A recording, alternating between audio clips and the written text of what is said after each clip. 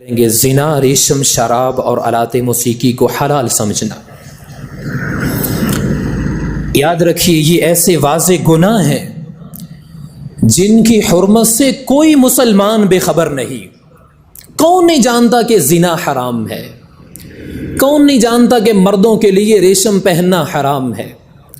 شراب نوشی سے کون مسلمان بے خبر ہے؟ کس کو نہیں پتا کہ آلات موسیقی یہ حرام ہے؟ اللہ کے رسول نے فرمایا میں ان کو توڑنے کے لیے آیا ہوں۔ نبی کریم صلی اللہ علیہ وسلم نے امت کو خبر دی ہے، فرمایا کہ میری امت کا ایک گروہ آخری زمانے میں ان تمام محرمات کو حلال کر لے گا، اور رسول اللہ صلی اللہ علیہ وسلم نے اس کو علامات قیامت میں شمار کیا ہے۔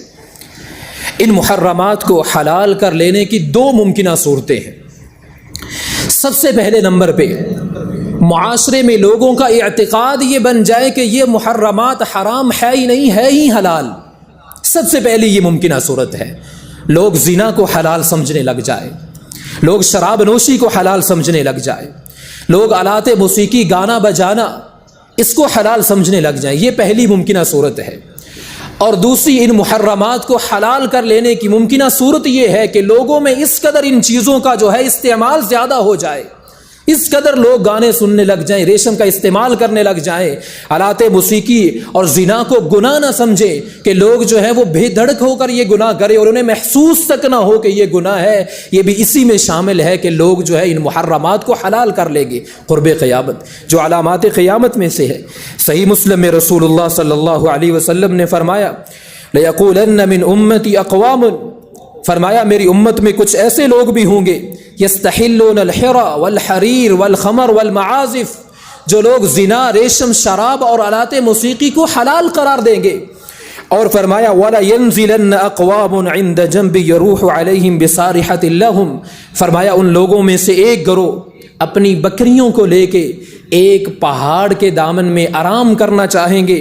يَأْتِيهِمْ يَعْنِ الْفَقِيرُ، ان کے پاس ایک فقیر آئے گا، لحاجتن، اپنی کسی حاجت کے لیے کوئی ضرورت مند آئے گا، سوال کرے گا، فیقولون ارجع الینا غدا، تو وہ کہیں گے کہ آپ کل ہمارے پاس آنا۔ اللہ کے رسول صلی اللہ علیہ وسلم نے فرمایا فیبیتہم اللہ، راتوں رات ان پہ اللہ سبحانہ و تعالیٰ کا عذاب پہاڑ کو ان کے اوپر گرا دیا جائے گا۔ اللہ کے رسول نے فرمایا کچھ ہلاک ہو جائیں گے، وَيَمْسَحُ آخَرِينَ قِرَدَةَ وَخَنَازِيرَ إِلَى يَوْمِ الْقِيَامَةِ، اور باقی جو بچیں گے ان سب کے سب کو بندر اور خنزیر قیامت تک کے لیے بنا دیا جائے گا۔ اور یہ عذاب امت پہ اس وقت آئے گا جب محرمات کو لوگ حلال سمجھنے لگ جائیں گے، گناہ کو گناہ نہیں سمجھیں گے۔ تو اللہ کے رسول صلی اللہ علیہ وسلم نے فرمایا کہ لوگوں کی یہ مصیبت آئے گی۔ دور حاضر میں متعدد اسلامی ممالک کے جو لوگ ہیں وہ زنا اور شراب نوشی کے معاملے میں تساہل کا شکار ہیں، اور پھر دیکھیے زنا اور عصمت فروشی کو قانونی تحفظ فراہم کیا جا رہا ہے۔ طوائفوں اور حیا باختہ عورتوں کو سرکاری سطح پر اجازت نامے جاری کیے جاتے ہیں، اور شراب کی خرید و فروخت میں علن اعلان ہو رہی ہے۔ رسول اللہ صلی اللہ علیہ وسلم نے فرمایا تھا کہ میری امت کے کچھ لوگ شرابیں پئیں گے لیکن اس کے نام کو کسی اور نام سے موسوم کریں گے، اور فرمایا ان کے سروں پر باجوں گاجوں اور ناچ گانے والیوں کا شور اور ہنگامہ ہوگا، ان کے سروں پر گانے گانے والی آلات موسیقی کے ساتھ گیت گائیں گی، تو اللہ سبحانہ و تعالی اس قوم کو زمین میں دھنسا دے گا اور بعض کو بندر اور خنزیر بنا دے گا۔ اللہ سبحانہ و تعالی صلی اللہ علیہ وسلم نے فرمایا ان اللہ حرم الخمر والمیسر والکوبہ، فرمایا کہ اللہ سبحانہ و تعالی نے شراب کو حرام قرار دیا ہے، جوے کو حرام قرار دیا ہے، اور ڈھول کو اللہ سبحانہ و تعالی نے حرام قرار دیا ہے۔ اور اللہ کے رسول صلی اللہ علیہ وسلم نے فرمایا وَكُلُّ مُسْكِرٍ حرام، ہر نشہ آور چیز حرام ہے۔ جس چیز کے زیادہ استعمال سے نشہ آتا ہے فَقَلِيلُهُ حرام، اس کا کم استعمال کرنا بھی حرام ہے۔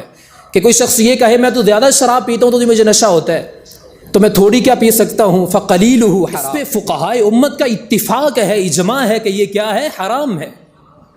امام بغوی رحمہ اللہ نے شرح السنہ میں لکھا ہے اتفقوا علی تحریم المزامیر والملاہی والمعازف، تمام کے تمام فقہائے امت کا اس بات پہ اتفاق ہے، اجماع ہے کہ مزامیر یعنی ساز باجے اور آلات موسیقی یہ حرام ہے۔ اللہ سبحانہ و تعالی ہمیں ان سے محفوظ فرمائے۔ سیدنا عمران بن حسین رضی اللہ تعالی عنہ سے مروی یہ حدیث مبارکہ، رسول اللہ صلی اللہ علیہ وسلم نے فرمایا فی هذه الامہ خسف و مسخ و قذف، فرمایا میری اس امت میں یہ ہوگا زمین میں دھنسایا جانا، شکلوں کا بگڑنا اور آسمانوں سے پتھروں کا برساؤ۔ قیل یا رسول اللہ ومتی ذلک، عرض کی گئی اللہ کے رسول صلی اللہ علیہ وسلم ایسا کب ہوگا؟ تو آپ صلی اللہ علیہ وسلم نے فرمایا اذا ظہرت القینات، فرمایا جب گانے والی عورتیں عام ہو جائیں گی، والمعازف اور آلات موسیقی پھیل جائیں گے، وشربت الخمور اور فرمایا جب شرابیں پی جائیں گی اس وقت لوگوں کے اوپر یہ آفتیں اور یہ عذاب آئیں گے جو پہلی امتوں پہ آئی تھی۔ اللہ سبحانہ و تعالی ان حرام کاموں سے ہمیں محفوظ فرمائے۔ یاد رکھیے جہاں یہ گانا حرام ہے، جہاں یہ انسان کو اللہ کے ذکر سے نماز سے دور کرتا ہے، وہاں پہ یہ گانے کی آواز ملعون بھی ہے، دنیا میں بھی گانے پہ اللہ کی لعنت ہے اور قیامت کے دن بھی اللہ کی پھٹکار اور لعنت، گانے پہ بھی اور گانے والوں اور والیوں پر بھی۔ رسول اللہ صلی اللہ علیہ وسلم نے فرمایا صوتان ملعونان فی الدنیا والآخرہ، فرمایا دو آوازیں دنیا آخرت میں ان پہ لعنت ہے، ان پہ اللہ سبحانہ و تعالیٰ کی پھٹکار ہے۔ کون سی دو آوازیں؟ مزمار عند النعمہ، جب اللہ سبحانہ و تعالیٰ کو خوشی دے، اللہ کو نعمت دے تو بانسری اور ساز کی آواز، اللہ نے خوشی دی ہے تو وہاں پہ موسیقی کی آواز، فرمایا یہ دنیا میں بھی ملعون ہے اور آخرت میں بھی ملعون ہے۔ اور اللہ کے رسول نے فرمایا وَزَنَّةٌ عِنْدَ الْمُصِيبَةِ، اور اگر کوئی مصیبت آ جائے، کوئی پریشانی آ جائے تو چیخ و پکار، بین اور نوخہ کرنا، فرمایا یہ آواز بھی ملعون ہے۔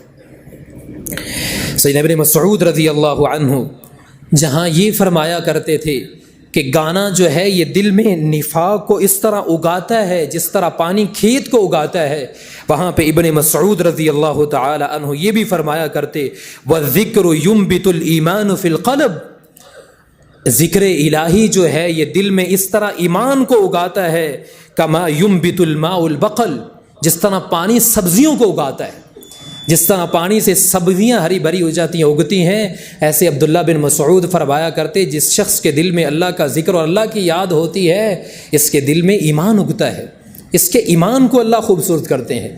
اور موسیقی سے ایمان کیا، بندے کے اندر سے حیا بھی ختم ہو جاتا۔ اور جو شخص جس کے دل میں اللہ کی یاد آتی ہی نہیں، وہ اللہ کو یاد ہی نہیں کرتا، تو اب کیسے ممکن ہے وہ گناہوں سے بچے؟ فرمایا وَمَن يَعْشُ عَن ذِكْرِ الرَّحْمَٰنِ، جس شخص کا دل اللہ کی یاد سے غافل ہے، نُقَيِّضْ لَهُ شَيْطَانًا فَهُوَ لَهُ قَرِينٌ، اللہ کی طرف سے اس کے اوپر ایک شیطان مقرر کر دیا جاتا ہے جو اس کا ساتھی بن جاتا ہے۔ اب اس شخص کو کیسے توفیق ہوگی، کیسے یہ بچے گا گناہوں سے؟ اس لیے میرے محترم بھائیوں اور دوستوں، اگر آپ گناہوں سے بچنا چاہتے ہیں، اس موسیقی سے بچنا چاہتے ہیں کہ دنیا آخرت کی ذلتوں سے آپ بچ جائیں، تو اللہ کے ذکر کو لازم پکڑیے۔ جس شخص کے دل میں اللہ کی یاد ہوتی ہے، جو رب کے سامنے اتنا کمزور ہو جاتا ہے، وہ گرا پڑا رہتا ہے، اس کے اندر ہمت ہی نہیں ہوتی کہ اسے کوئی گناہ کروا سکے، اللہ کی نافرمانی کروا سکے۔ اور جو بندہ گنہگار ہے، جس نے ہر وقت موسیقی گانا، ذکر نہیں، ذکر کی فکر نہیں، صلاۃ کی فکر نہیں، اس کا شیطان اتنا مضبوط ہوتا ہے کہ وہ نہ بھی چاہے تو اس کو گناہ کے اوپر مجبور کر دیتا ہے۔ اور یہ باتیں احادیث میں ذکر ہے۔ اس لیے اگر آپ چاہتے ہیں آپ موسیقی سے بچیں، اس لعنت سے بچیں، اس حرام کام سے بچیں، آپ ذکر کو لازم پکڑیں، آپ نماز کی پابندی کریں، اللہ سبحانہ و تعالی ان گناہوں سے آپ کو بچائے گا، اور مزید اللہ سبحانہ و تعالی نیکی کی توفیق عطا فرمائے۔ اللہ سبحانہ و تعالی ہم سب کو زنا، ریشم، شراب اور آلات موسیقی ان محرمات سے محفوظ فرمائے، اور اپنے ذکر کی توفیق عطا فرمائے، اپنی عبادت کی توفیق عطا فرمائے۔ جس طرح آج اس کے گھر میں جمع ہے، اللہ سبحانہ و تعالی ہم سب کو جنت الفردوس میں جمع فرمائے، اور مالک الملک اپنے نبی کریم صلی اللہ علیہ وسلم کی رفاقت اور اپنا دیدار نصیب فرمائے۔ سبحانک اللہم بحمدک اشہد ان لا الہ الا انت استغفرک واتوب الیک۔ سبحان ربک رب العزۃ عما یصفون وسلام علی المرسلین والحمد للہ رب العالمین۔